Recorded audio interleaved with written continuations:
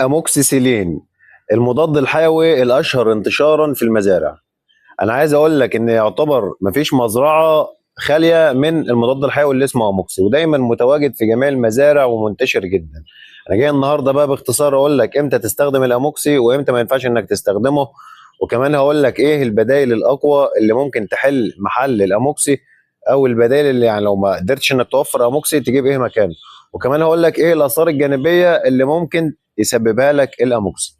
ولكن قبل اي حاجه استنى منك تذكر الله وتصلي على سيدنا محمد عليه افضل الصلاه والسلام في تعليقات. ما تنساش اللايك والشير والمتابعه عشان يوصلك محتوانا باستمرار. مبدئيا امتى نستخدم الاموكسي او بنستخدمه ليه، او امتى نستخدمه وايه المشاكل اللي ممكن يعالجها. طيب مبدئيا لو جينا نقول اول حاجه، طبعا كلنا عارفين التهابات الامعاء او البكتيريا اللي مسببه لالتهابات الامعاء زي الكوليستيريديا مثلا. فدي من اقوى الحاجات اللي بتواجهها هو الاموكسيسيلين، بيقضي عليها بنسبه كبيره جدا او بينهيها تماما. طيب بيعالج ايه تاني الاموكسيسيلين؟ بيعالج ممكن التهاب السره، او لو المخ عندك ما امتصش كويس الاموكسيسيلين بيشتغل عليه برضه بيعالجه تماما. برضه احيانا لو انت داخل عليك فيروس والفيروس الحمد لله خرج من عندك بالسلامه، فممكن بيكون الفرخ معرض لبكتيريا، اي بكتيريا انتهازيه انها تخش وتسيطر على المكان، فانت بتقوم داخل بالاموكس على طول بعد الاصابه الفيروسيه علشان تمنع اي بكتيريا تلزق عندك في جدار الامعاء او تسبب لك اي مشاكل فيما بعد. يبقى دي باختصار المشاكل اللي الاموكسيسيلين بيعالجها. وبرضه احيانا في فراخ بيبقى يحصل لها مثلا بعد حالات عرج او كساح بيكون سببها بكتيريا معينه، الاموكسيسيلين بيشتغل عليها برضه. لكن مش كل حالات العرج تحط اموكس، يعني مش كل ما تشوف فرخ مكسح تقول له حط له اموكسيسيلين، لا مش كده.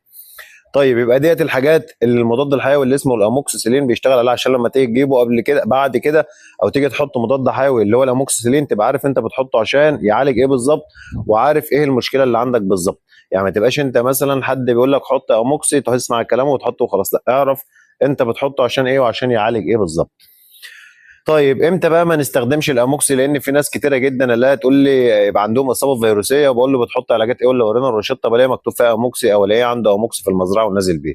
فيا جماعه الفيروسات عموما ملهاش اي علاج ولا مضاد حيوي عموما نهائي ايا كان هو ايه، مش الاموكسي بس. فالاموكسي زي ما قلت لكم من شويه لو هنحطه في حاله او في اصابه فيروسيه بنحطه بعد ما الفيروس يطلع عشان نحافظ على الجهاز المناعي بتاع الفرخ من اي بكتيريا تدخل تدمره او تعمل لك مشاكل. فدي الحاله اللي بنحط فيها الاموكسي بعد خروج الفيروس من جسم الفرخ.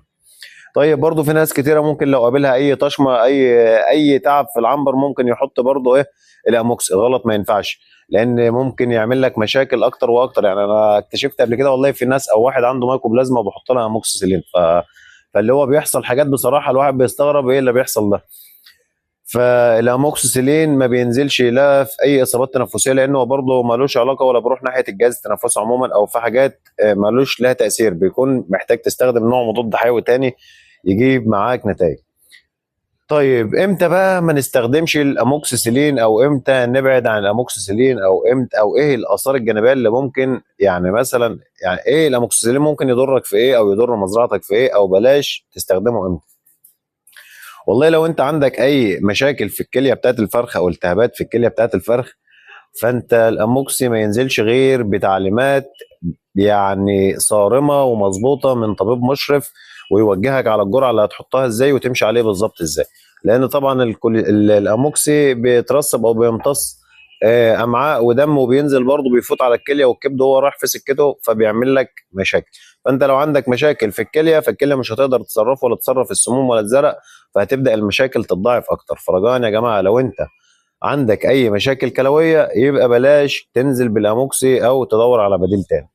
هتيجي انت بقى تسالني تقول لي ايه البدائل للاموكسي؟ ففي بدائل كتيره جدا، ولكن اشهرها ومنتشر بعد الاموكسي على طول الامبيسيلين. هو امن شويه او احن شويه من الاموكسي، ولكن نتائجه مش زي الاموكسي. طبعا الاموكسي نتائجه فعاله جدا واقوى كتير، ولكن انت كله يرجع لحسب وضعيه الفرخ عندك، او حسب الفرخ عندك يستحمل ايه وما يستحملش ايه، وعلى حسب برضه البكتيريا اللي نشطه عندك والبكتيريا اللي مسببه للفرخ مشاكل هتستجاب للمضاد الحيوي ده ولا لا. فانت مش كل مضاد حيوي ينفع للبكتيريا او للمشكله اللي عندك، فنركز وبلاش نتسرع، وبلاش برضو كل ما تلاقي عندك اي يعني وليكن كنت جايب نص كيلو او كيلو او 2 كيلو مثلا مضاد حيوي وخلصت جرعتك الثلاث ايام ولا الاربع ايام بتوعك، وتبقى عندك مثلا 200 300 جرام، وانت بتدي ميه بيضاء للفراخ مثلا، وتقوم جاي قلت اما اديهم الجرعه اللي موجوده عندي ديت بدل ما اسيبها للدوره الجايه او تترمي او تبوظ خساره. فلا، الموضوع مش كده خالص يا عم، لا تترمي عادي، مش خساره ولا حاجه.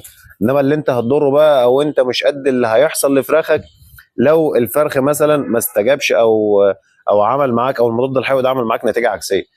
فنركز يا جماعه الله يرضى عليكم، وبلاش ان احنا نتسرع في اي مضادات حيويه. ودايما المضاد الحيوي بالذات بلاش نستخدمه بعشوائيه او عمال على بطال، لازم يكون تحت اشراف طبيب بيطري. ونركز دايما واحنا بنجيب برضو المضادات الحيويه بالذات في اسم الشركه، وتكون شركه موثوقه وشركه معتمده، عشان برضو في لعب كتير في الادويه. وتلتزم بالجرعه اللي مكتوبه على العلبه او اللي الشركه بتوجهك بيها. يعني بلاش مثلا يبقى العبوه مكتوب عليها تحط نص جرام على اللتر، وانت تقول لما احط جرام. لا، الموضوع مش كده خالص، انت كده هتضر اكتر ما هتفيد، وهتعمل لنفسك مشاكل اكتر واكتر. ربنا يرزق الجميع، وربنا ما يخسر اي حد ابدا. ولو وصلت لحد نهايه الفيديو هنا، قول لي ايه اكتر مضاد حيوي بتشتغل بيه في مزرعتك، وايه اكتر مضاد حيوي بيجيب معاك نتائج. وقول لي عايز الفيديو الجاي يكون عن انهي مضاد حيوي. واستنونا ان شاء الله باذن الله نكمل معاكم السلسله ديت، وهنتكلم عن جميع المضادات الحيويه. ولو عندك اي استفسار بخصوص الفراخ البيضاء سيبولي في تعليق، وباذن الله هنرد على تعليقاتكم كامله. اخوكم ابو نوح، والسلام عليكم.